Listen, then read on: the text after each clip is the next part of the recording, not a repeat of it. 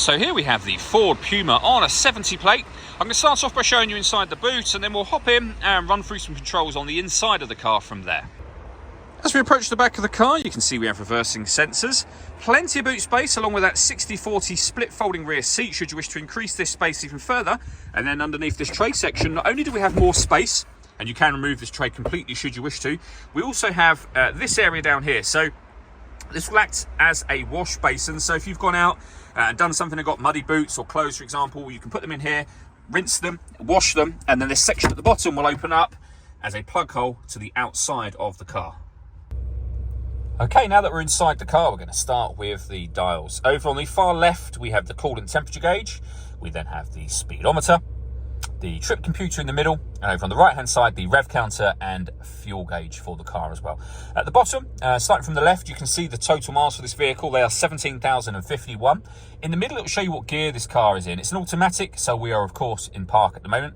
And over to the right of that, it will show you how much fuel is in the car in terms of miles to add to the fuel gauge that you can see already there.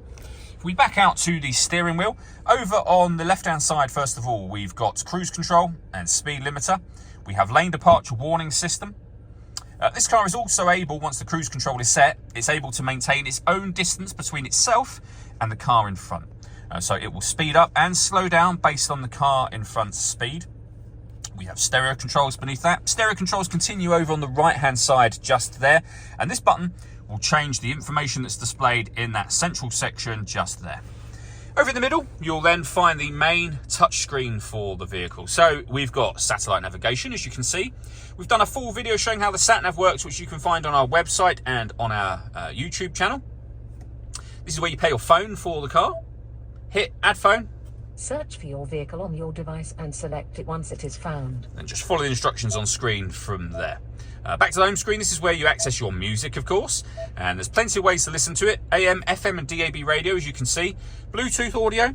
This car's also got two separate USB inputs. So if you plug devices into those, they'll appear up here as further options for you.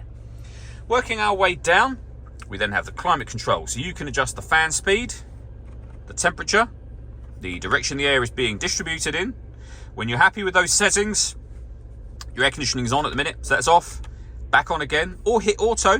The car will now maintain those temperatures, or this temperature, sorry, by taking control of the fan speed and the direction of the air. Any manual adjustment will turn auto off straight away and allow you to put it back on your own settings here. We have a heated driver's seat with 3 heat settings, same for the passenger. We've also got a heated steering wheel, heated front screen, and the heated rear screen as well. Underneath that, we've got some storage space. We have the gear lever for the fully automatic gearbox, a 12-volt charging socket, one of the 2 USB inputs that I mentioned already, and then these buttons just here. So we can turn the parking sensors on and off. We can turn off the stop and start. This car's designed to cut out when you're stationary in traffic to save you fuel. The system is off when that light shows. We can turn on or off the autonomous parking. So this car is able to parallel park and perpendicular park itself. To go along with the autonomous parking, if you wish to park the car yourself, you do have a full colour reversing camera as well.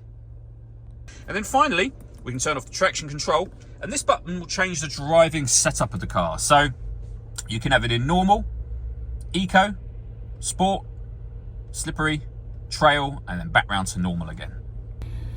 The last thing I wanted to mention is the panoramic glass roof. So you have a sun blind that you can open manually, and then a button that you can push up here that will open this front section as a full sliding sunroof, as you can see. All that leaves me to say is thank you for taking the time to watch this video. If you'd like to come and see the car for yourself and have a test drive, please feel free to call either of our MJA sites. We'd love to hear from you soon.